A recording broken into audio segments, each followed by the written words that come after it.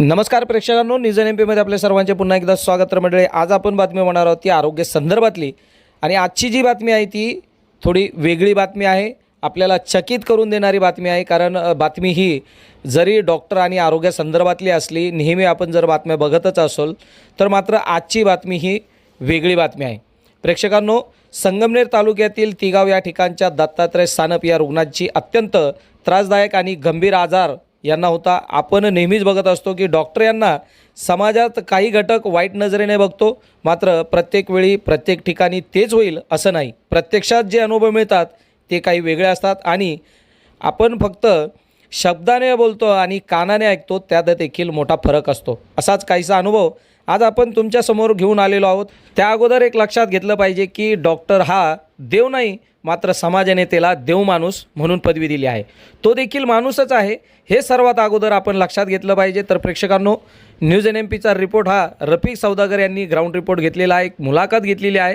संपूर्ण मुलाखत शेवटपर्यंत बघा आणि जर कुणाला अशा पद्धतीचा आजार असेल, असा त्रास असेल, त्यांनी नक्कीच या डॉक्टरकडे या हॉस्पिटलमध्ये आपला सल्ला घेऊन पुढील उपचार करावा. तोपर्यंत हा व्हिडिओ पूर्ण बघा. नमस्कार, जय हिंद, जय भारत. माझं नाव दत्तात्रय सानप, राणा तिगाव, तालुका संगमनेर, जिल्हा अहिल्यानगर. मला सुरुवातीला त्रास झाला रवीचा. मोतकाडा आल्यानंतर चेकअप केलं मेडिकलला. अतुल पवार डॉक्टर भेटले, मग त्याने मला ॲडमिट केलं.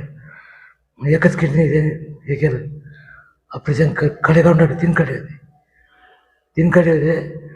मला वाटतं 3 ऑपरेशन केले, 3दा केले. स्टेप बाय स्टेप 3ही कडे काढले. आता एकदम क्लिअर आहे, आता काही त्रास नाही. डॉक्टरचं काम एकदम व्यवस्थित आहे,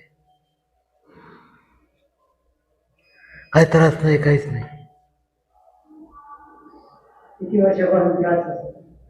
ते त्रास झाला तर मला फक्त सुरुवातीपासूनच राहत आहे, सुरुवातच झाली. पहिला काही त्रास नव्हता. हां नाही, कुठेच नाही, पहिल्यांदाच नाही. नमस्कार, मी doctor Atul Pawar, medical hospital Sangamner येथे न्यूरोलॉजिस्ट म्हणून कार्यरत आहे. तर आपल्याकडे एक पेशंट आहे दत्तात्रय सानप म्हणून. तर हे पहिल्यांदा ॲडमिट झाले त्यावेळेस त्यांचं क्रिएटिनिन वाढलेलं होतं. तर क्रिएटिनिन त्यांचं 19.5 होतं.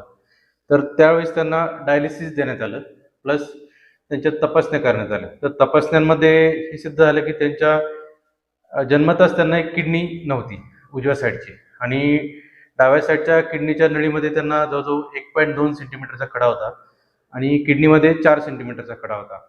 तर आपण त्यांना पहिल्या स्टेजमध्ये डिजेस्टेंटची नळी टाकली. त्यानंतर त्यांचं क्रिएटिनिन हळूहळू सेटल व्हायला लागलं, ते 3 पर्यंत आलं त्यांचं. त्यानंतर नेक्स्ट सेटिंगमध्ये आपण त्यांना एक URSL म्हणून प्रोसिजर केली. तर किडनीतल्या नळीचा खडा आपण क्लिअर केला. ते करून आपण परत त्यांना नळी टाकण्यात आली डिजेस्टेंटची. त्यानंतर परत आपण तिसऱ्या स्टेजमध्ये आपण त्यांना किडनीचा खडा क्लिअर केला.